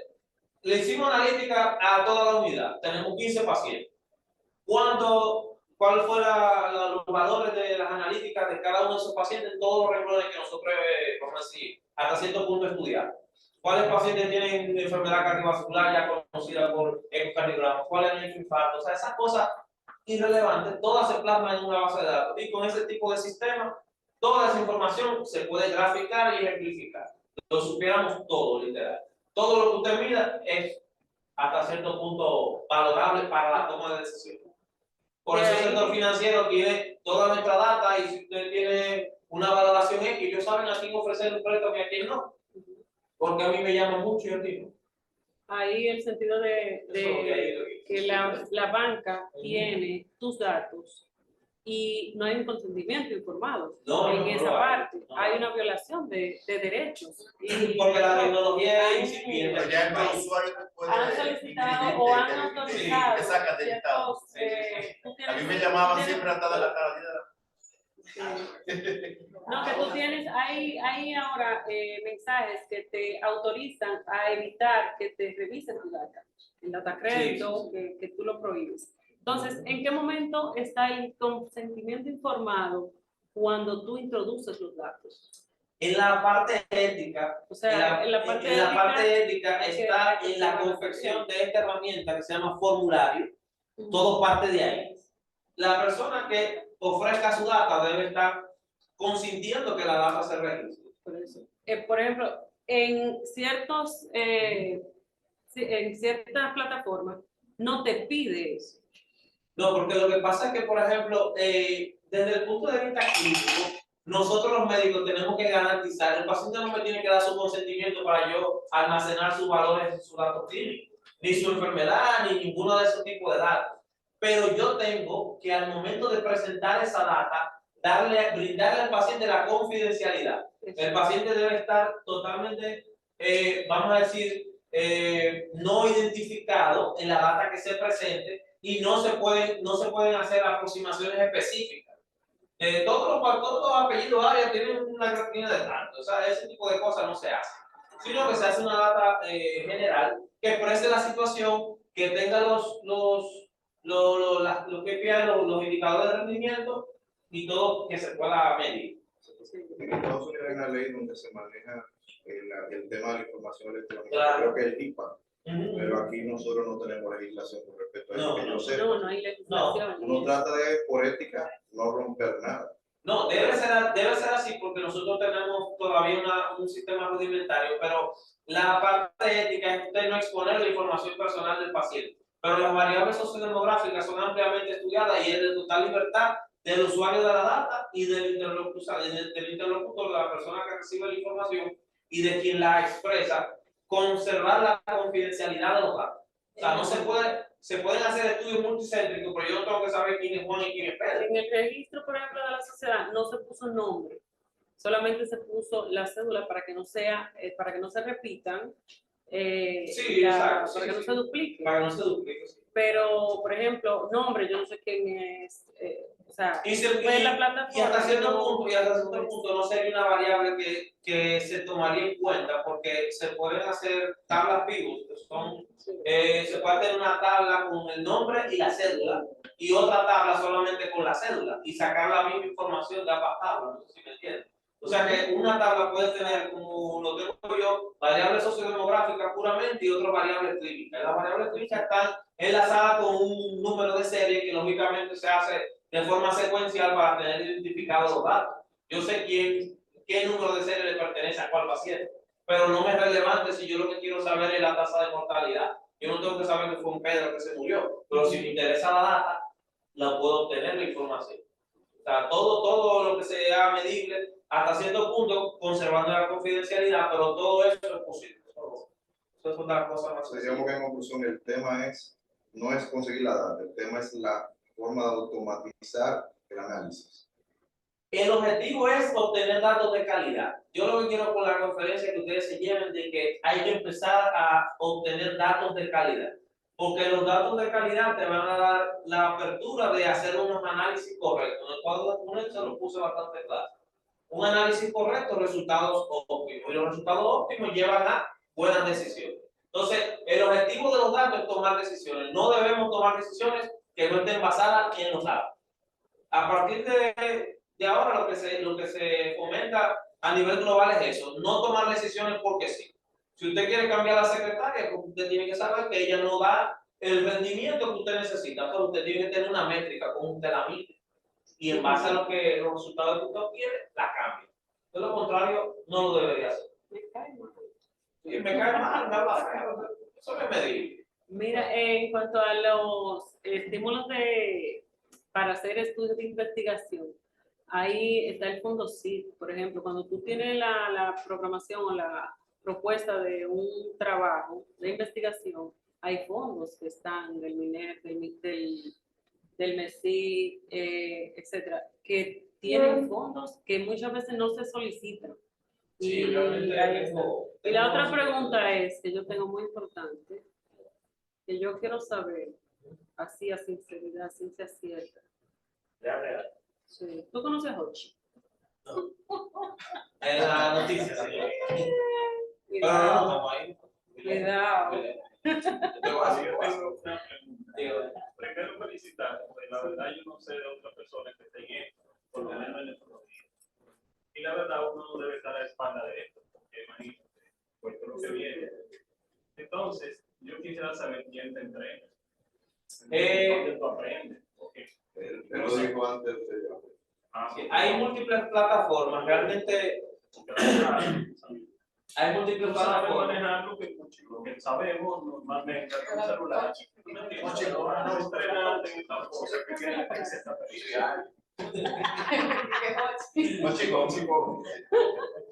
No, realmente hay múltiples plataformas, pero en una ruta de aprendizaje, como dije al principio, son varias herramientas para llegar a, porque son varios procesos. O sea, la extracción de los datos es una parte del proceso, el análisis estadístico de los datos es otra parte del proceso, que eso incluye la programación, que es parte de las cosas que he estudiado recientemente, y luego está la visualización. Lo que ustedes vieron en el dashboard interactivo, esa es la parte de visualización. Yo puedo ejemplificar que cada vez que yo cambie esa data, cada vez que yo abra esta tabla y le agregue información nueva a esa tabla de Excel que yo les mostré, cada vez que yo abra esa tabla de Excel y le agregue información nueva, todos los gráficos que ustedes vieron van a cambiar.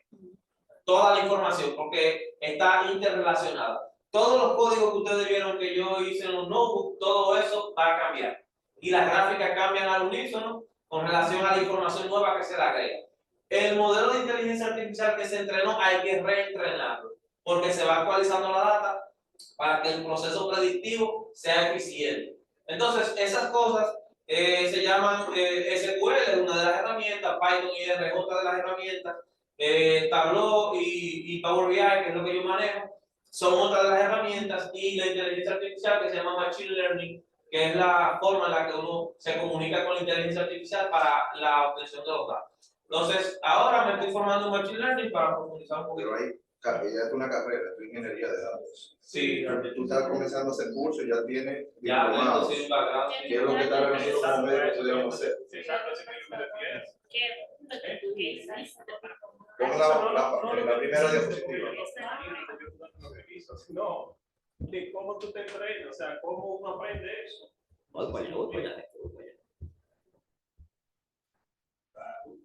Todo esto, por ejemplo, para que tengan una idea, aquí en el país hay varias instituciones que brindan cursos básicos, La segunda. que brindan cursos básicos de este tipo de formación. Yo les exhorto que la Universidad del Dominico Americano tiene varios diplomados, duran entre 3 a 6 meses aproximadamente. El más largo es el de ciencia de datos y análisis de Big Data.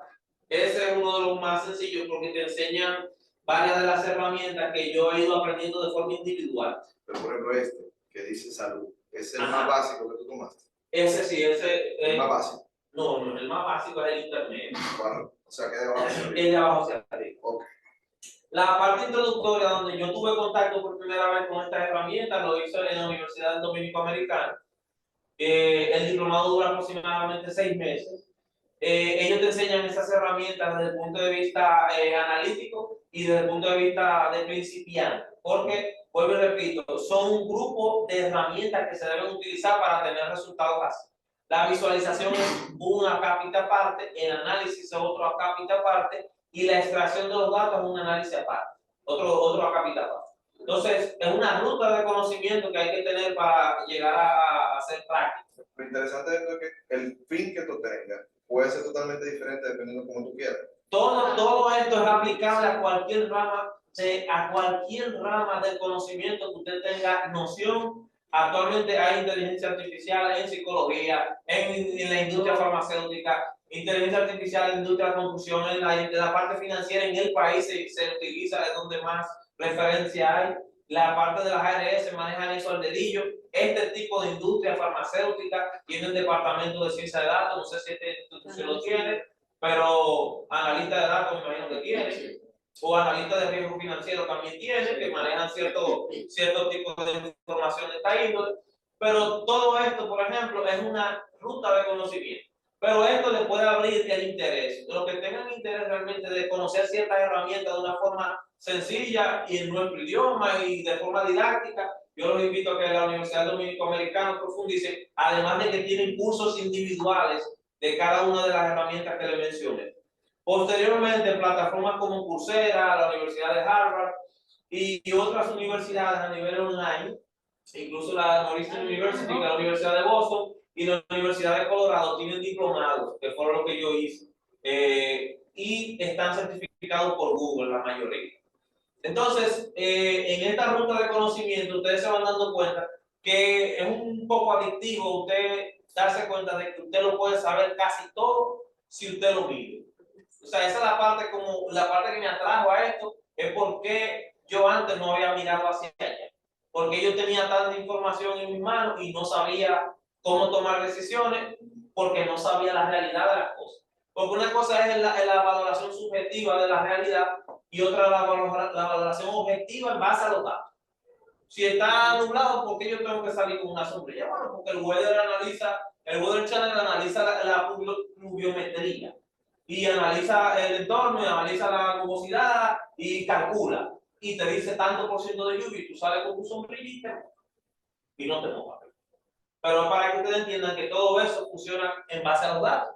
Entonces, para tomar decisiones tan simples de cómo cambiar su práctica privada y de cómo nosotros mejorar la nefrología obligatoriamente, tendremos que investigar, mejorar la calidad de nuestros datos y utilizar esa data con fines prácticos y que realmente favorezcan a la sociedad. Con fines, vamos a decir, éticos. Preguntas. Voy a ponerte dos ejemplos prácticos intermedios, de lo más sencillo a lo más complejo que tú mostraste.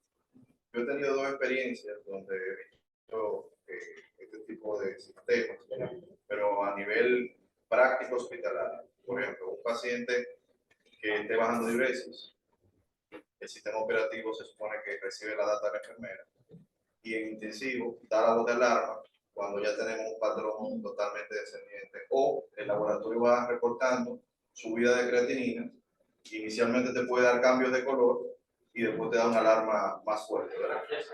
Una otra forma sería, por ejemplo, una unidad de diálisis, donde hay un sistema de operativo central. Se supone que las máquinas de diálisis, todas, inclusive las que tenemos nosotros, tienen puertos donde se pueden conectar con un JR45, ¿verdad? Un cable normal. Va a una computadora, la computadora que tenemos todos nosotros, la diferencia es que esa computadora tiene un software especializado para hemodiálisis.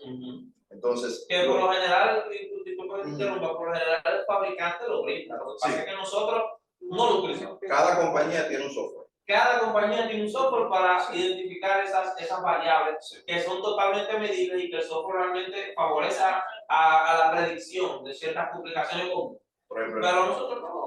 El nefrólogo va a pasar visita a la unidad, se sienta en la computadora, está pasando visita. Y el sistema te tira automáticamente un promedio de las últimas 10 diálisis. Y por ejemplo, si en las últimas 10 diálisis le bajó en 3 la presión, ya tú tomas conducta con el peso cero. Tú no has tocado al paciente. Pero ya la computadora te está mostrando dónde está el problema. De eso se trata, de prevenir complicaciones y de usar la data de forma predictiva. O sea, hay cosas que realmente no es necesario dejar que sucedan si usted tiene los datos que marcan una tendencia. Por eso les dice, los datos son útiles para planificar tendencias, patrones y relación. ¿Por qué si el paciente que me trae siempre los apósitos sucios tiene infección del catéter? Ah, bueno, que cuando usted averigua la data es que el hombre vive solo. Y no se inicia bien el asunto y los apósitos se los cambia la enfermera cuando ella entiende. Entonces usted tiene un patrón y ese patrón usted lo puede utilizar para tomar medidas. Si usted está, vamos a decir, consciente de la problemática, porque todo tiene que ser medido.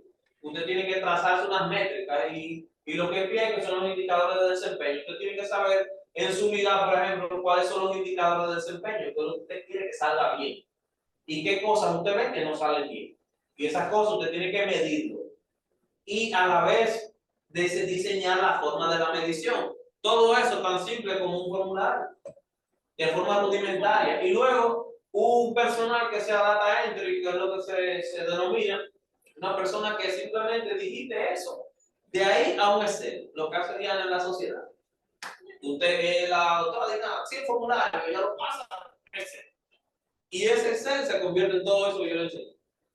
Y si se hace en Google Form, sale Toda esa data también, toda esa data también se puede organizada, extrapolar y en gráficos. otro formato también. No solamente se puede hacer con videos, se puede hacer con videos, se puede hacer con imágenes, se puede hacer con lo que sea. Se puede hacer con lo que sea. Bueno, si no tenemos más preguntas, le damos gracias al doctor Cristian Mira, el doctor por esta excelente manda participación. Y vamos entonces a tirarnos nuestra foto grupal característica, ¿verdad? Eso debió ser un tema en el Congreso. Y posteriormente tenemos un altar ahí esperando, ¿verdad? Así que muchas gracias. Pero Díganse lo que tengan tiempo.